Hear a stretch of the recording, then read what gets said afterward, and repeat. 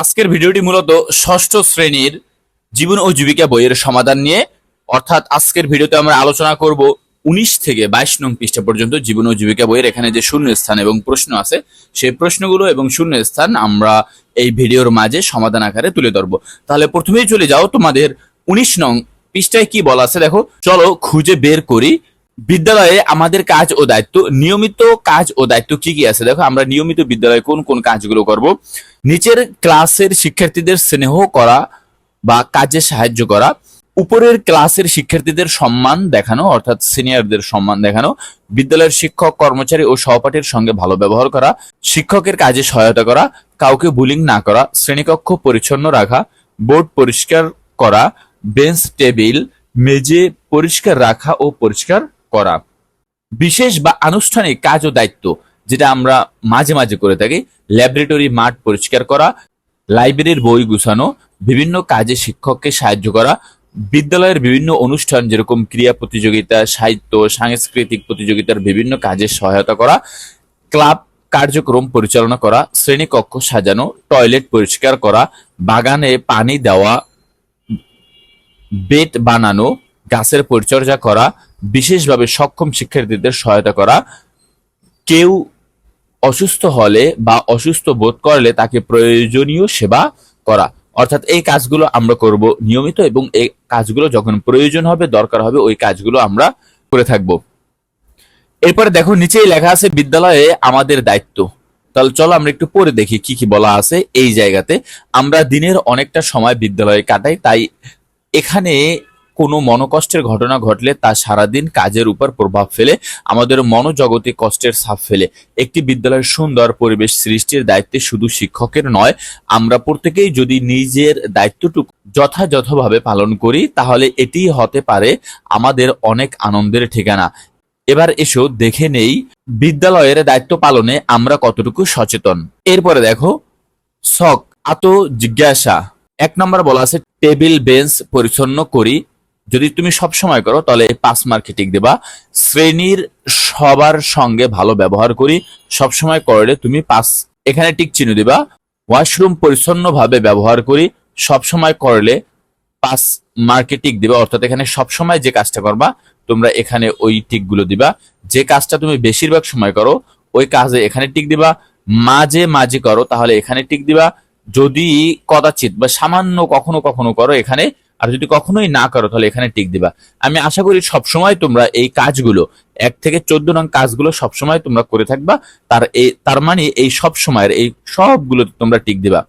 অর্থাৎ এই সব সময় যদি তুমি কাজ করো তাহলে 5 মার্ক পাবা এখানে, এবং যদি বেশিরভাগ সময় করো তাহলে 4 মার্ক পাবা, মাঝে মাঝে করলে 3 মার্ক পাবা, কদাচিৎ যদি করো মানে মাঝে মাঝে তাহলে 2 মার্ক পাবা, আর কখনোই না করলে 1 মার্ক।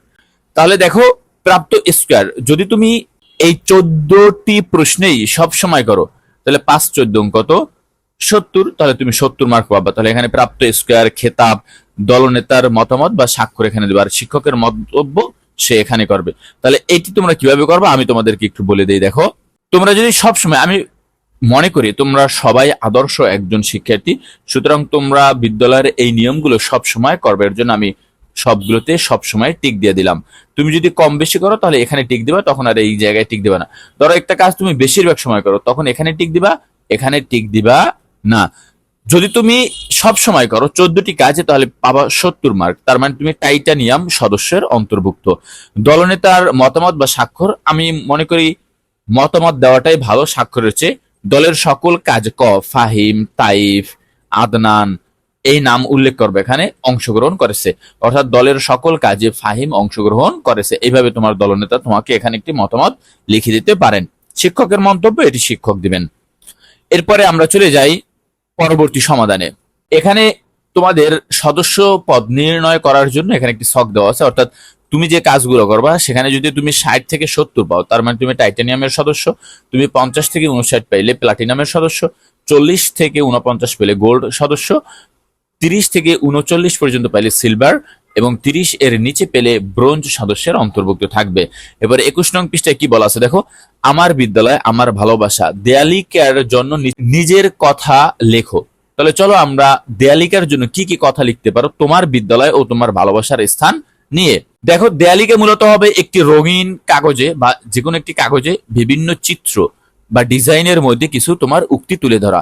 তাহলে আমি এখানে লিখে রাখলাম, দেখো, আমার বিদ্যালয় আমার হৃদয়ের মতো, নৈতিক শিক্ষার আদর্শ কারখানা আমার বিদ্যাপীঠ, স্বপ্ন পূরণের কারিগর তৈরি হয় এই বিদ্যালয়ে, বন্ধুত্বের বন্ধন গড়ে উঠুক এইখানে, পরিষ্কার ও সুস্থ থাকার অভ্যাস গড়ি, শৃঙ্খলা ও নেতৃত্ব দেওয়ার দক্ষতা গড়ি বিদ্যালয় থেকে, নিয়ম মেনে সুন্দর জীবন গড়ি, বিদ্যালয়কে পরিষ্কার রাখি, সকলে মিলে সুস্থ থাকি, বিদ্যালয় থেকে শিক্ষা দূর হোক ভিক্ষা, এখানে একটা কমা দিবা, বিদ্যালয় থেকে শিক্ষা দূর হোক ভিক্ষা বা নিরক্ষরতা, এই কথাটা তোমরা অন্তর্ভুক্ত করতে পারো। এভাবে তোমরা এই শখটি পূরণ করবা। এবারে আমার দেশটা স্বপ্নপুরী, হেডলাইনে কি বলা আছে, আমরা সবাই দেশ ও সমাজকে ভালোবাসি, এই দেশ ও সমাজকে আমরা কেমন দেখতে চাই তার একটি ছবি আঁকি। চলো, ছবিটা তোমাদের কেমন হতে পারে, দেশ ও সমাজকে দেখতে চাও সে সংক্রান্ত এখানে একটি তোমরা চিত্র অঙ্কন করবা। তোমাদের চিত্রটি হতে পারে এমন, এই হচ্ছে তোমার বিদ্যালয়, এর চারপাশে কি থাকবে বলতো, খুব সুন্দর পরিবেশ এবং সবুজে ঘেরা, এবং এখানে বিদ্যালয়ের সুইমিং পুল বা থাকতে পারে পুকুর, খেলার মাঠ, থাকতে পারে তোমাদের শিক্ষার্থীদের জন্য বাস বা শিক্ষক বা হচ্ছে কর্মচারীদের জন্য স্কুলের নিজস্ব বাস। এটা আমরা স্কুলকে কিভাবে দেখতে চাই তার একটা চিত্র, তোমরা এরকমই আরেকটা চিত্র আঁকবা, এর পাশে বাড়িঘর, বিভিন্ন বাড়িঘর এর চিত্র আঁকবা। তাহলে বিদ্যালয়, মসজিদ, মন্দির ইত্যাদি এরকম একটা, তারপরে রাস্তা, এরকম একটা খুব সুন্দর চারোপাশে এই বিদ্যালয়কে ঘিরে তোমরা তোমাদের এলাকার একটা চিত্র অঙ্কন করে দিবে, তাহলে তোমাদের ওই প্রশ্নের উত্তর হয়ে যাবে। এরপরের প্রশ্ন আমরা এখন দেখব। তাহলে এখানে তোমরা একটা বিদ্যালয়ের চিত্র আঁকবা এবং তার পাশে বাড়ি এবং আমাদের সামাজিক উপাদানগুলো সম্পর্কে বিস্তারিত এখানে লাগবে, মসজিদ, মাদ্রাসা, তারপর হচ্ছে স্কুল, রোড, তারপর হচ্ছে তোমার বাজার, তাই না, ইত্যাদি এরকম একটা চিত্র অঙ্কন করে দেখাবা। এরপরে 22 নং পৃষ্ঠা বলা আছে, শিক্ষকের নির্দেশনা অনুসারে সব কয়টি সূর্য রশ্মি পূরণ করো। আশা করি তোমাদের শিক্ষক নির্দেশনা দিয়েছেন, সেই নির্দেশনা অনুসারে তোমরা এই তথ্যগুলো, এই রশ্মির এখানে তথ্যগুলো অন্তর্ভুক্ত করে দিবা। যদি দিয়ে না থাকেন তাহলে সেক্ষেত্রে তুমি এই ঘরটা কিভাবে পূরণ করবে, যেহেতু তোমাদের এটি পরীক্ষায় রয়েছে, তা আমি তোমাদেরকে আলোচনা করে দেখাই। আমি এখানে সূর্য রশ্মি অনেকগুলো দিয়েছি। এখানে দেখো, সমাজের জন্য আমরা যা করতে পারি, দেখো, সমাজের রীতিনীতি মেনে চলতে পারি, তারপর সমাজের প্রাকৃতিক উপাদান রক্ষা করতে পারি, সকলকে, সকলে মিলে, এখানে সকলকে না, সকলে মিলে একত্রে প্রয়োজনীয় সামাজিক উপাদান তৈরি করি। সামাজিক উপাদান হচ্ছে কি, মসজিদ, মাদ্রাসা, রাস্তাঘাট, বাজার, এগুলো হচ্ছে যাই তোমার সামাজিক উপাদান। এবার বিশৃঙ্খলা না করে ভালো আচরণ করতে পারি, সবার সঙ্গে হাসি মুখে কথা বলতে পারি, সমাজের উন্নয়নমূলক কাজে অংশগ্রহণ করতে পারি, অসহায়কে সাহায্য করতে পারি।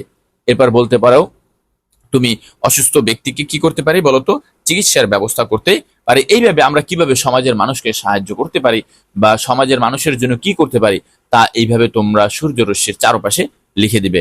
এরপরে দেখো, 22 নং পৃষ্ঠার নিচেই কিছু তথ্য দেওয়া আছে, এই তথ্যটা আমরা একটু পড়ে নিই, তাহলে আজকের ভিডিও এখানেই শেষ হবে এবং পরবর্তী ভিডিওতে আমরা 23 থেকে 27 নং পৃষ্ঠা পর্যন্ত আলোচনা করব। আমরা যদি এটা পড়ি, দেখো এখানে কি কি লেখা আছে। সুন্দরভাবে বসবাসের প্রয়োজনে সমাজের সৃষ্টি, সমাজের মূলত সৃষ্টি হয়েছে যেন সকলের প্রয়োজনে আমরা খুব সুন্দরভাবে বসবাস করতে পারি, এর জন্য আমরা প্রত্যেকেই সমাজের কোনো না কোনো কাজে লাগতে পারি, এজন্য আমাদের ইচ্ছাটাই প্রধান। একটু হাসি খুশি সুন্দর সমাজ আমরা সকলে মিলে ইচ্ছা করলেই গড়ে তুলতে পারি। আমরা এখনো অনেক ছোট হলেও সমাজের প্রতি আমাদের অনেক দায়িত্ব রয়েছে। এসো একবার দেখে নেই আমাদের দায়িত্বগুলো। তাহলে তোমাদের সমাজের প্রতি কি কি দায়িত্ব আছে, সবার সঙ্গে ভালো আচরণ করা, বয়োজ্যেষ্ঠদের প্রতি শ্রদ্ধা ও সম্মান করা, মানে বৃদ্ধ বা বয়স্ক ব্যক্তিদের, বয়োকনিষ্ঠ মানে ছোটদের স্নেহ করা, গরিব দুঃখী প্রতি সহমর্মিতা প্রদর্শন করা, অন্যের বিপদে সমর্থন অনুযায়ী সাহায্য করা, সব কাজে অন্যের মতামতের সম্মান জানানো, অর্থাৎ গণতান্ত্রিক মনোভাব প্রদর্শন করা, ট্রাফিক আইন মেনে চলা এবং সবসময় পরিচ্ছন্ন রাখার বিষয়টি মাথায় রাখা। এই কাজগুলো আমরা সবসময় পালন করতে পারি বা এই কাজগুলোর দায়িত্ব আমরা ছোট হলেও নিতে পারি। তাহলে এই কাজগুলো তোমরা মুখস্থ করে ফেলো এবং তা অনুশীলনের জন্য তোমরা উদ্বুদ্ধ হবে আগামীতে, আমি আশা করি। আজকে এখানে শেষ, পরবর্তী ভিডিওতে আবার তোমাদের সাথে দেখা হবে। আল্লাহ হাফেজ।